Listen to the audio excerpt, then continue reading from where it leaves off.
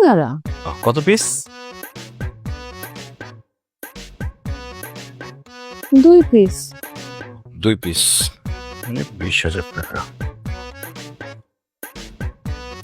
এটা খুলি?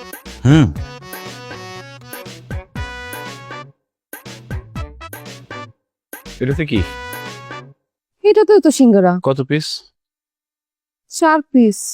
4 পিস মানে 2 পিস 20,000, 4 পিস 40,000, 60,000 টাকা। কি বলো 4 পিস 60,000? বুঝলাম না। আরে ওটা বুঝবো না, অন্যটা খুলবো। কিন্তু বিয়েতে কেউ সিঙ্গারা গিফট করে, এটা কেমন ধরনের কথা? আমি সিঙ্গারা খেতে অনেক পছন্দ করি না, তো আমার ক্লায়েন্টরা ফান করলো আর কি, সিঙ্গারা গিফট করছে। এটা আবার কেমন ফান? ওটা খুলো। চুরু, এগুলো আমার খুলতে ভালো লাগতেছে না। আচ্ছা শোনো না, তোমাকে একটা কথা জিজ্ঞেস করি। কর। আমাদের যে এভাবে অ্যারেঞ্জ ম্যারেজ হলো, তুমি এই বিয়েতে হ্যাপি তো? অবশ্যই হ্যাপি, কিন্তু একটা বিষয় নিয়ে ভাবছি আমি। কি বিষয়? এই যে আমরা বিয়ে করলাম, আমাদের সংসার হবে, তারপর আমাদের সন্তান হবে, কিন্তু যে আমি ইনকাম করি এটা দিয়ে কি আমরা ভালো থাকতে পারবো? ইনকাম বাড়াতে হবে। তো পারবা।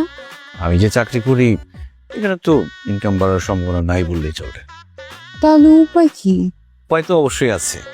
আমাদের অফিসের যে পিয়ন, তার মান্থলি ইনকাম কত জানো? কত? 1 লক্ষ টাকা। হ্যাঁ হ্যাঁ, কি বলে 1 লক্ষ টাকা?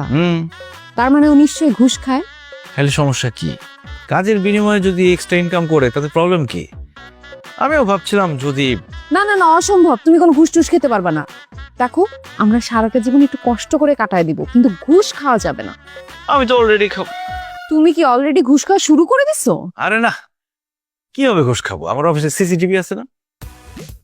তুমি আমাকে কথা দাও, তুমি কখনো ঘুষ খাবা না। আরে কথা দিতে হবে না, খাবো না, বাধ্য। কথা দাও। তো একদিন তো অনেক সুন্দর লাগতেছে আজকে। সত্যি? চলো না বাকি সিঙ্গারাগুলো গুনে ফেলি। সবগুলোর মধ্যে কি সিঙ্গারাই আছে? আশা করি। তাহলে আমি আর খুলবো না, তোমারটা তুমি খুলো। আচ্ছা ঠিক আছে, সিঙ্গারা সকালে গুনবো। এখন শুধু তোমাকে দেখি।